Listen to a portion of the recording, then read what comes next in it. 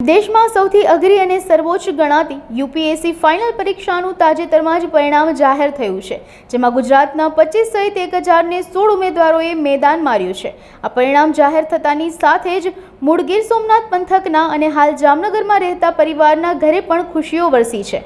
ભયંકર ગરીબી અને બાળપણથી જ માતા પિતાની લાંબી ગેરહાજરી વચ્ચે જામનગરના યુવાને તનતોડ જબરદસ્ત મહેનત કરી અને યુપીએસસીની પરીક્ષા પાસ કરી છે। જામનગરના એસટીના આસિસ્ટન્ટ કમિશનર તરીકે ફરજ બજાવતા આકાશભાઈ ચાવડા નામના યુવાને યુપીએસસીની પરીક્ષામાં 1007માં રેન્ક હાંસલ કર્યો છે। મારું નામ ચાવડા પ્રફુલભાઈ છે। અમે ગીર સોમનાથ જિલ્લાના સાંગોદરા ગામથી અમે બિલોંગ કરીએ છીએ। ફિલહાલ અમે છેલ્લા 1.5 વર્ષથી આ જામનગરની અંદર સ્થિત છે। મારા છોકરાનું જે આપણે યુપીએસસી ક્રેક કરી ચાવડા આકાશભાઈ કે જેમનું પોસ્ટિંગ અહીંયા થયું, છેલ્લા 1.5 વર્ષથી આવ્યા છીએ અને હું પોતે કડિયા કામ કરું છું, જેની આમદનીથી મારા ઘર પરિવારનું ભરણ પોષણ અને ખર્ચ હલાવીએ છીએ।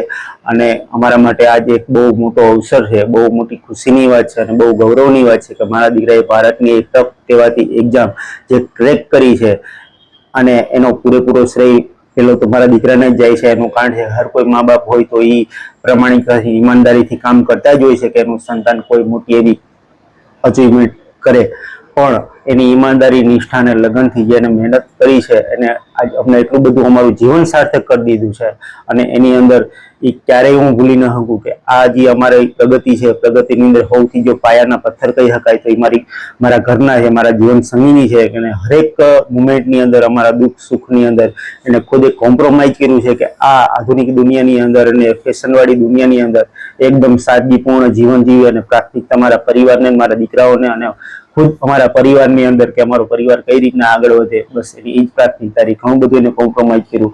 હું ટીવી મીડિયાના માધ્યમથી એનો હું ખૂબ આદરથી હું એનો આભાર વ્યક્ત કરું છું। જોકે એ કહીને એને ઓલી કરાવવું એ યાદ બી નથી લાગતું, પણ છતાં એનો બહુ મોટો ફાળો રહ્યો છે મારા દીકરાનો અને મારા ઘરનો।